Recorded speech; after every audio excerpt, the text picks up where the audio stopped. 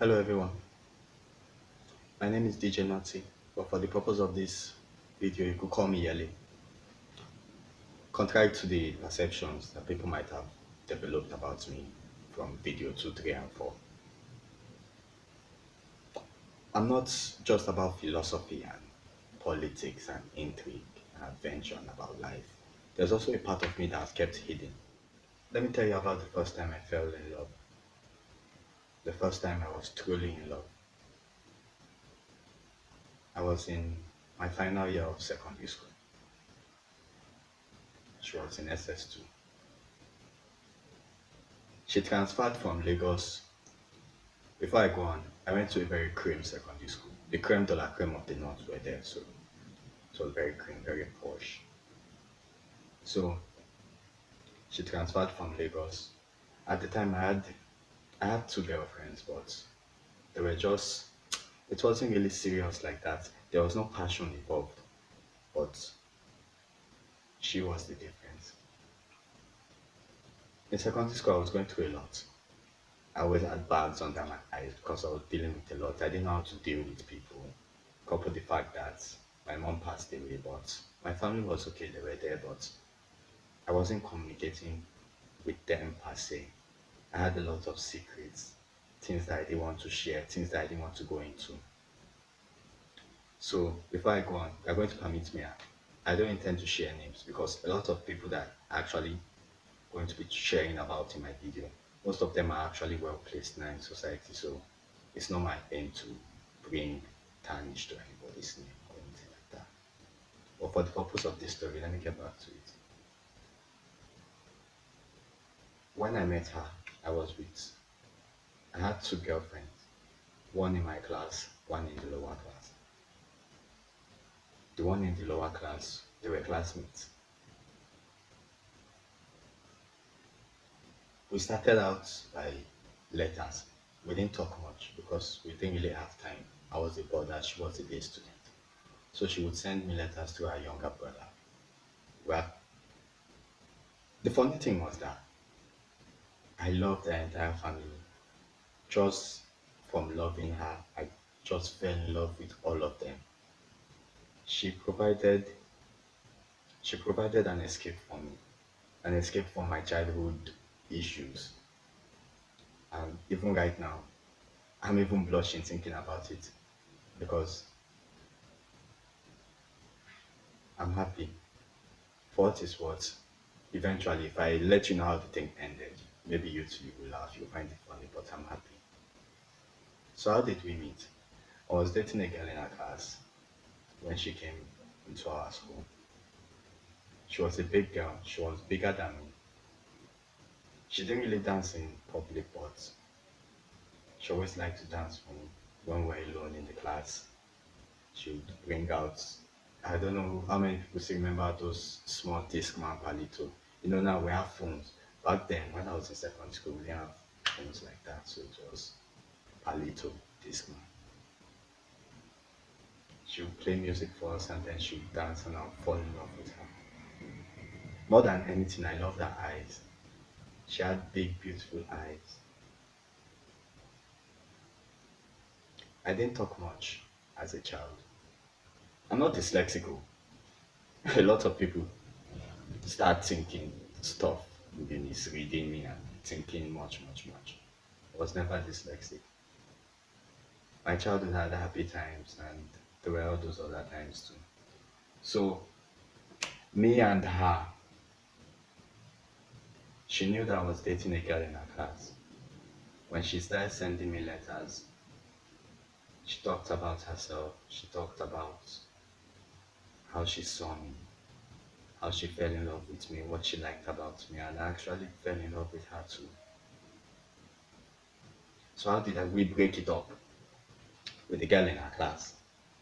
One day, while they were having sports, she sent her brother to give me a letter that she was waiting for me in the class. I went to the class, she was alone. As soon as I went, I sat on the desk close to her. She was sitting down. She kept her head on the desk. So as soon as I touched her head, she got up. She went. She closed the classroom door. And then she came and she stood in front of me. She took off her top and we just started making out. I had kissed before, but that was the first actual kiss I actually enjoyed. There was something there was something about her that was different. I've had different kisses now, but that's one. Those were nice times now that I think about it. Why am I sharing this with you?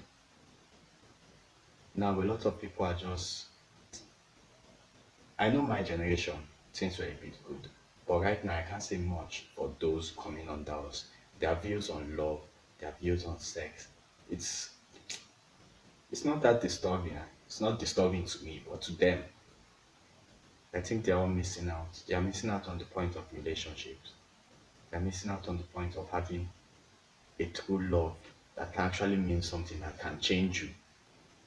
A lot of people are not aware of this, but do you know that love changes a man? And it does even more for a woman.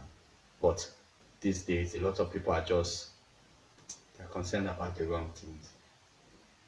Today, when people go out, they look at a woman and the first thing they say is yash. It's just us. A lot of us have forgotten that there are many beautiful attributes about a woman, about not just her body, but her mind, her soul, the things that a woman carries. These are the things that you should fall in love with, not just the physical beauty, but what's inside.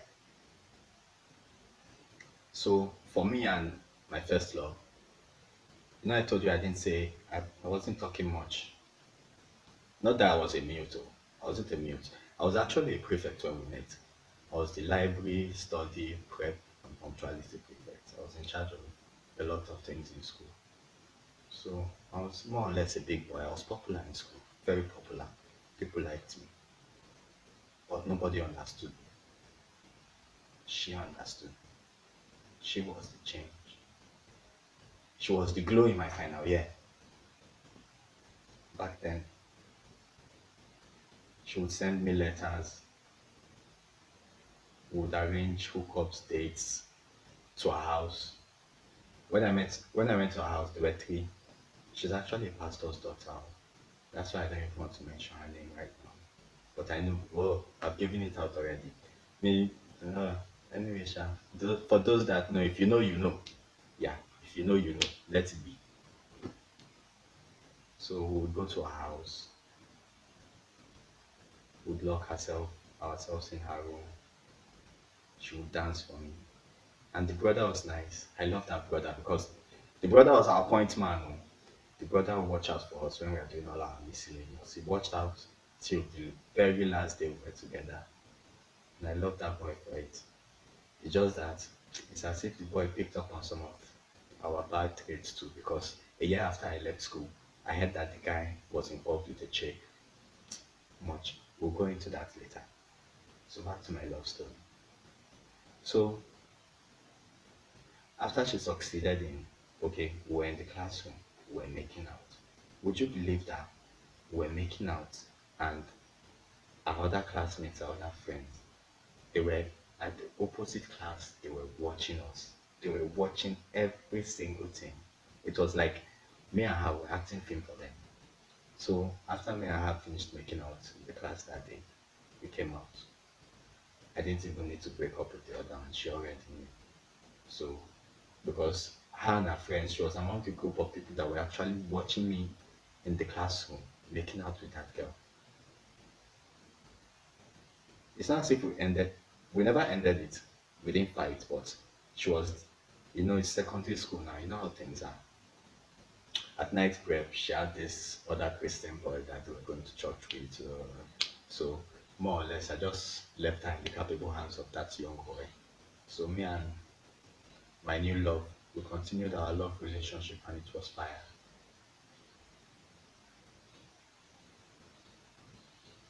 Skip to all our trips back to my final graduation. The day I graduated, ooh, it was I've actually been in love. I just realized something. Through all my graduations, I've always had someone cry.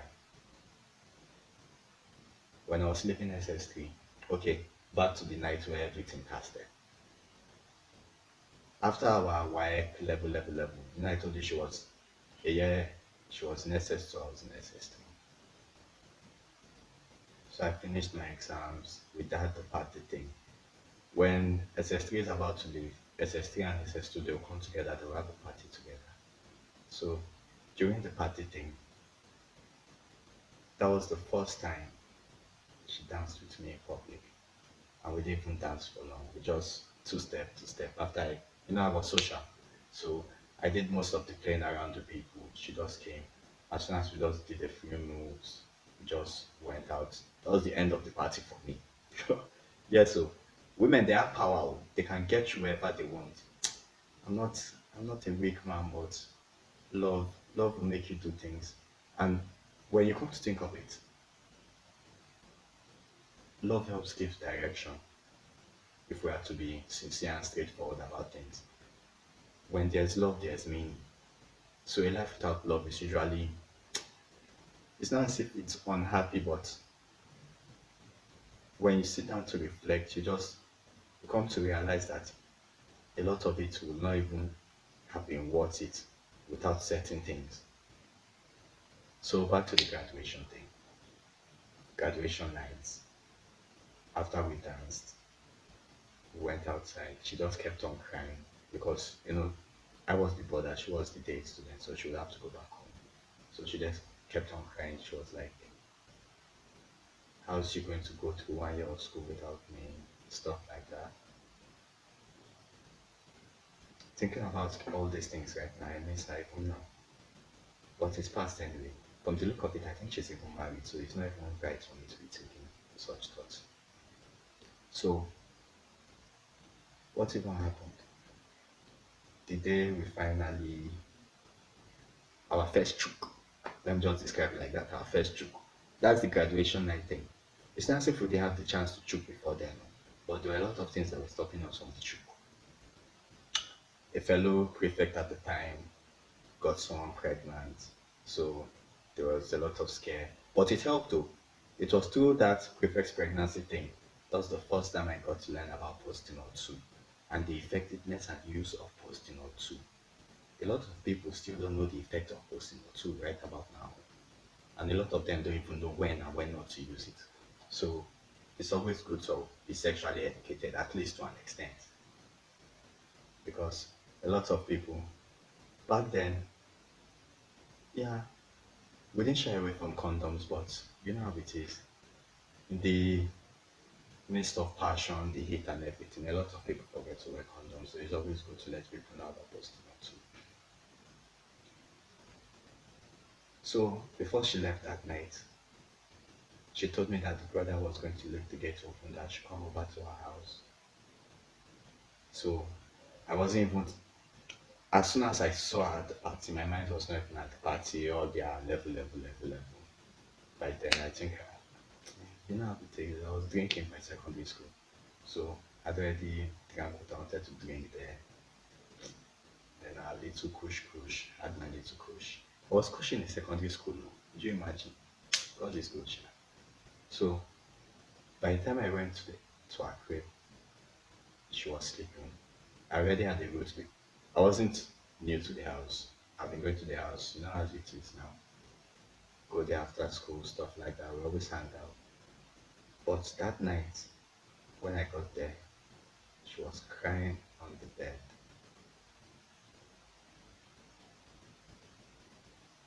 I crawled into the AC vent. As soon as I crawled in, she had the AC shake. She knew it was me. She went, I think her door did. Do you know that her door did not have a lock? So she went and she used like something like paper to just wedge it. We started making out. We started making out. That was when she asked me to just take her against. I had my reasons, so it's not as if as a young guy, me too. It's not as if Chuk was not hungry, but